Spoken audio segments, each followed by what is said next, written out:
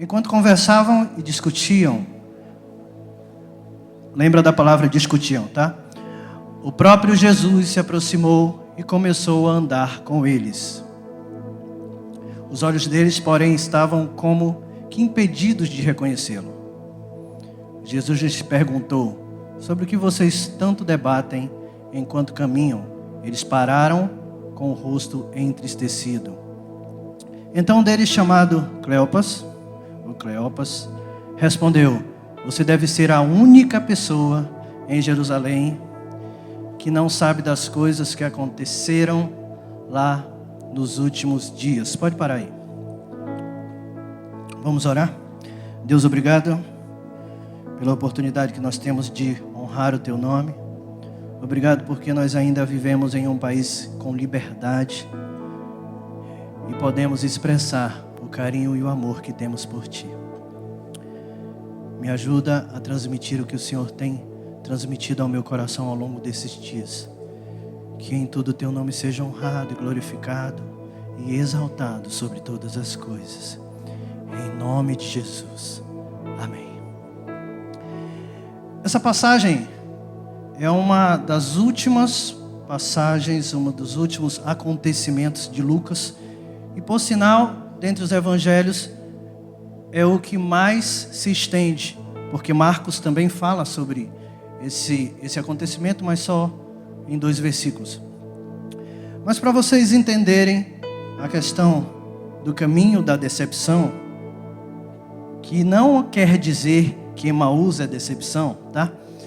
Mas o caminho de Emaús, só para nós entendermos e nos ambientarmos, Jesus havia morrido. Aquele era um final de semana terrível aos olhos humanos para o cristianismo, porque o cara tinha morrido. Aquele momento de tristeza acabou.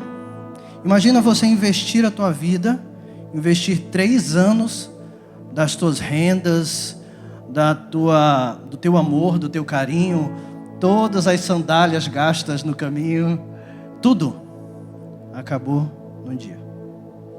Aos olhos humanos acabou. E eles estavam tristes, decepcionados. E essa decepção te leva para um caminho que muitas vezes parece justo para você.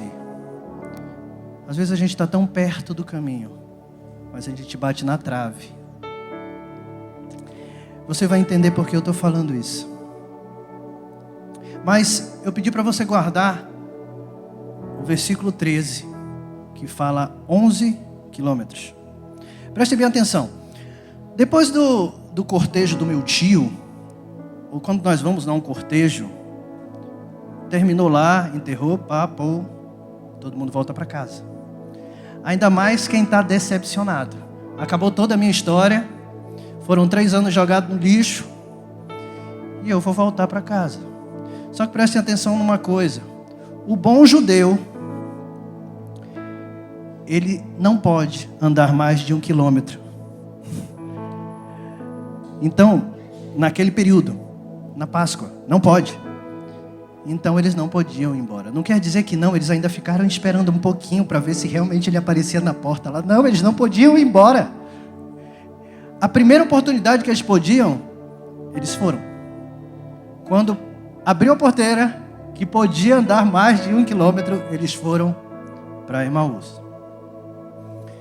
Eu não estou falando de todos os discípulos, e eu também não vou entrar no mérito de que algumas pessoas falam que Cleopas, que aqueles 2 discípulos, na verdade eram marido e mulher, enfim, eram um homem e uma mulher, tá? Mas, enfim, nós não vamos entrar nesse mérito. A questão é que eles eram discípulos. Não eram dos 11, mas eram discípulos. Estiveram com Jesus. E aí, por não entenderem os mistérios do sobrenatural, eles decidiram por um caminho oposto. E aí vai o primeiro ponto, que se o Jeff conseguir me ajudar, pode colocar. Se não, eu leio aqui, esquenta não. Esse caminho é um caminho escolhido pelas emoções. Eles escolheram um caminho oposto. Prestem atenção numa coisa, que é o seguinte: Jesus já tinha falado, e mais na frente, nesse mesmo capítulo, ele fala que eles deveriam continuar em Jerusalém. E aí, quando eu fui pesquisar sobre o nome Emaús, eu pedi ajuda aos universitários. Eu caí ali com o pastor Josinaldo. E aí vai uma coisa bacana, que eu quero que vocês prestem bastante atenção nessa colocação. Jerusalém significa lugar de paz. Por causa das emoções, eles escolheram sair do lugar de paz. Só que eles foram para uma fonte. Emaús, eu vou falar bonito, tá? É uma expressão hebraica que é dessa forma, é Hamid. Isso, Hamid. Vamos trazer para o nosso português. Fonte de águas quentes. Espera lá, eles saíram, mas eles foram para uma fonte.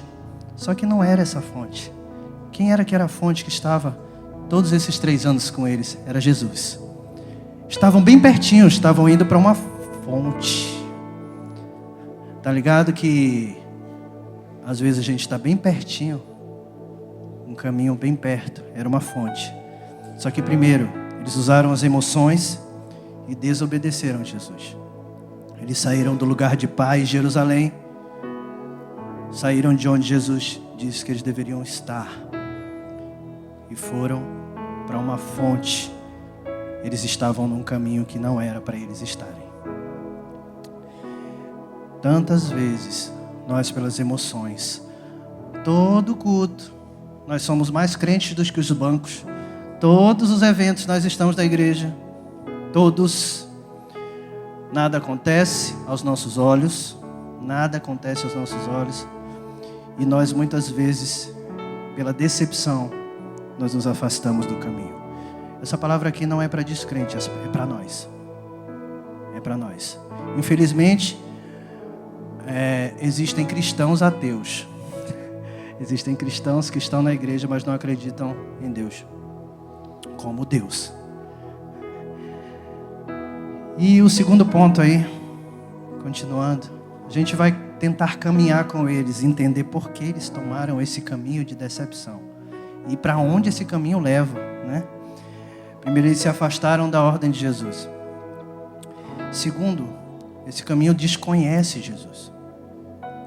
Versículo 17 e 18, você consegue colocar para mim?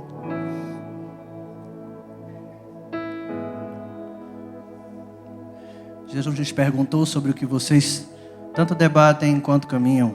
Eles pararam com o rosto entristecido. 18. Então um deles, chamado Cleopas, respondeu: você deve ser a única pessoa em Jerusalém que não sabe das coisas que aconteceram lá nos últimos dias. 3 anos juntos, eles não reconheceram Jesus. Esse caminho te cega. Esse caminho não permite que você entenda quem é Jesus. Existem pessoas na igreja que querem a bênção de Deus, mas não querem o Deus da bênção. A igreja tem 29 anos, tem 30 anos de igreja, mas ainda não entendeu o propósito da vida dele em Jesus. Muitas vezes estamos aí. Muitas vezes nos colocamos como esses discípulos que não entendem, não conhecem o Jesus sobrenatural. Não aquele Jesus que eles esperavam, e nós vamos falar mais um pouco na frente. Eles esperavam que um Jesus que fosse tirar eles daquele jugo de Roma. Mas a gente vai voltando no tempo, e um dia o povo de Israel foi resgatado, foi tirado materialmente, mas eles voltaram. Jesus, ele queria mais que isso. Ele não queria o material, ele queria dar a vida eterna. E eles não entenderam, eles não conheceram. Ponto 3. Esse caminho, além de desconhecer Jesus, 3, faz com que vocês não se conheçam. Sabe por quê? Continua aí no verso 19.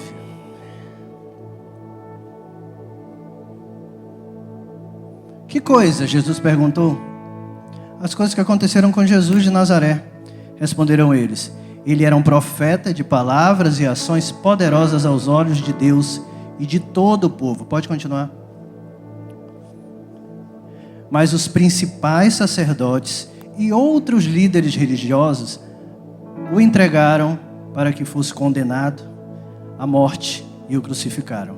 De quem era a culpa? Dos líderes religiosos e dos principais sacerdotes. Não era deles. A culpa era deles. Ele era um cara top. Ele estava fazendo tudo certo. Estava tudo legal, mas esses caras se meteram, estragaram tudo. Quer dizer, a culpa era deles. Querido, Jesus morreu por mim e por você. A culpa é nossa. Se ele sofreu e padeceu tudo o que aconteceu com ele, a culpa é nossa. Nós temos que reconhecer a nossa inferioridade e pequenez diante de um Jesus que se doou por nós. E não deu nada mais do que a sua vida. Tudo.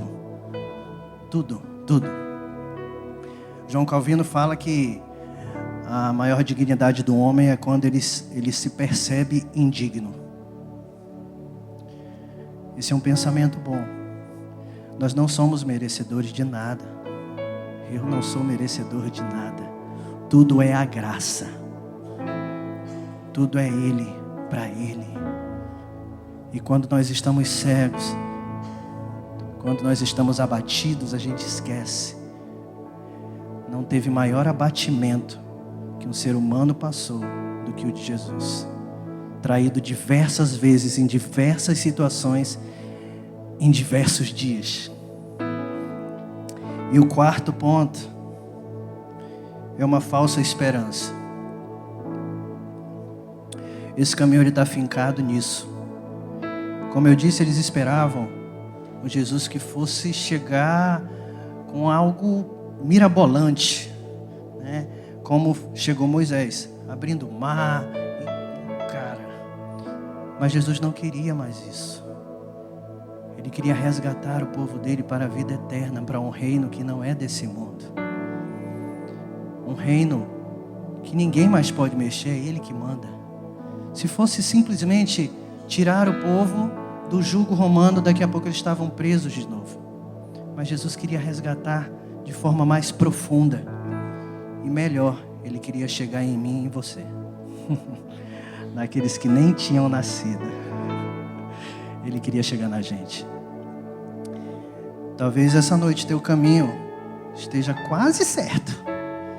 Eu estou em todas as paradas de momento da igreja. Você está quase na fonte. Mas o legal é que se você não estiver no caminho certo, Jesus anda o caminho errado contigo. É loucura isso, né? Mas presta atenção numa coisa. Como é que Jesus chega num dependente químico, se ele não for lá? Aquelas pessoas estavam num caminho errado. Jesus foi lá, se revelou e saiu fora. Vem comigo. Mesmo que você esteja abatido, se você se identificou nesse caminho, Jesus está aqui essa noite. Está disposto a andar e te puxar de volta, a trazer você de volta, a te trazer um entendimento. E é interessante que a partir do momento que eles são indagados por Jesus, o coração deles arde, porque a verdade faz isso. Sabe, às vezes a gente ouve tanta coisa por aí no YouTube, dizendo que é verdade, mas o coração não bate. A gente muitas vezes só quer se encher de nós mesmos. É bacana ter um pastor coach, né? Que só me levanta, né? Nada a ver, nada a ver. Você está completamente fora do caminho, querida. Mas Jesus está disposto a andar esse caminho aí contigo e te trazer de volta, porque Ele está aqui essa noite E se está você aqui, é porque você tinha que ouvir essa palavra. Essa palavra não é para mais ninguém, a não ser para mim e para você. Ah, mas quem devia estar aqui não está, não? Quem devia estar aqui, está aqui. E somos nós. Legal que Jesus anda ao nosso caminho. E se você se identificou em algum momento, pode fechar teus olhos. Mesmo que o teu caminho seja triste hoje, mesmo que a tua realidade não seja a melhor, mesmo que os teus sonhos ainda não tenham rolado, Jesus está no caminho.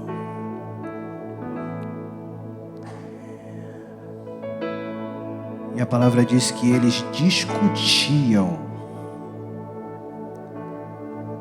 É uma outra lição bem interessante.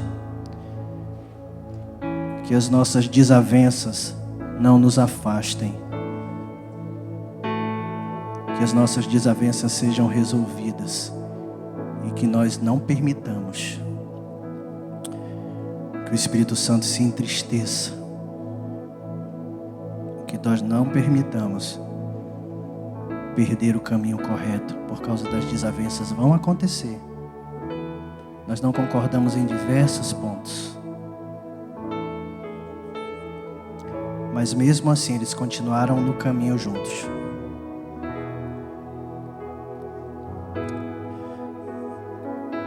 Que o Senhor esteja nos capacitando a entender os mistérios profundos e ocultos que estão no coração dele por mim e por você. São pensamentos de paz, não de mal. Para te trazer para um caminho de vida, um caminho de paz.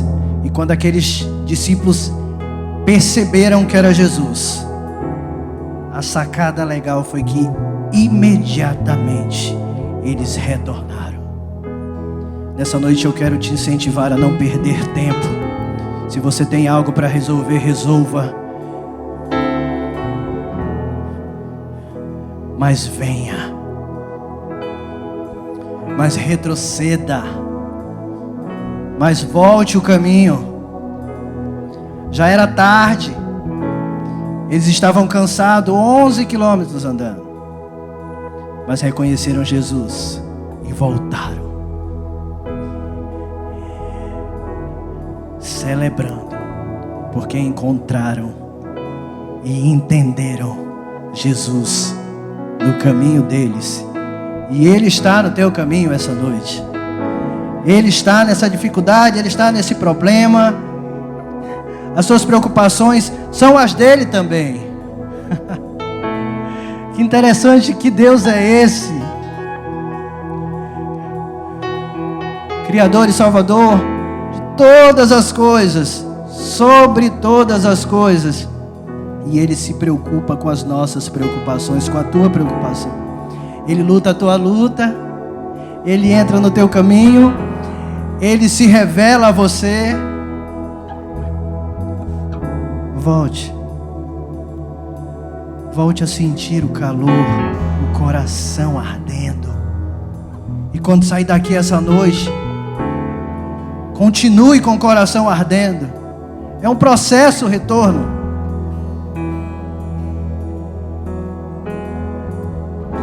Deus, obrigado, Deus, pelas tuas infinitas bênçãos. Obrigado porque o Senhor se importa conosco. Por menor que seja a nossa preocupação ou maior, nada é superior ao teu poder. Nos ensina a andar no caminho da paz, da bênção. Nos traz de volta. Que não dependamos de tapinha nas costas ou de palavras de incentivo, mas que o nosso coração arda por Ti. Que venha de dentro para fora. nos ensina a contar nossos dias e a trazer a paz para todos aqueles que precisam e dependem de Ti. Em nome de Jesus. Amém. Ele é o caminho. Aleluia.